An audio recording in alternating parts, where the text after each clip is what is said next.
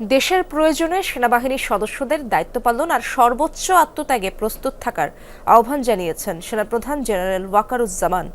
সকালে রাজশাহী সেনানিবাসের প্যারেড গ্রাউন্ডে colonel of the রেজিমেন্টের অভিষেক অনুষ্ঠানে প্রধান অতিথির বক্তব্য রাখেন তিনি বলেন, সেনাবাহিনীর অন্যান্য রেজিমেন্টের মতো ইনফ্যান্ট্রি রেজিমেন্টকে আধুনিক ও আরও সক্ষম করে গড়ে তোলা হবে।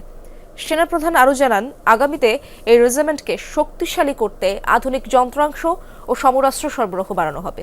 এর আগে প্যারেড পরিদর্শন করেন তিনি। পরে সেনাপ্রধানকে কর্নেল অব দি রেজিমেন্টের পদক পরিয়ে দেওয়া হয়। সংক্ষিপ্ত এই আয়োজন শেষে সেনা সদস্যদের সাথে দরবারে যোগ দেন সেনাপ্রধান। আমি আশা করব বাংলাদেশ ইনফ্যান্ট্রি রেজিমেন্টের প্রতিটি সদস্য তাদের উপর অর্পিত দায়িত্ব সর্বোচ্চ শৃঙ্খলা এবং পেশাদারিত্বের সাথে পালন করবে। এই রেজিমেন্টের প্রতিটি সদস্য দেশের যে কোনো প্রয়োজনে স্বতঃস্ফূর্তভাবে দায়িত্ব পালন করবে এবং প্রয়োজনে নিজেদের জীবন উৎসর্গ করতে প্রস্তুত থাকবে।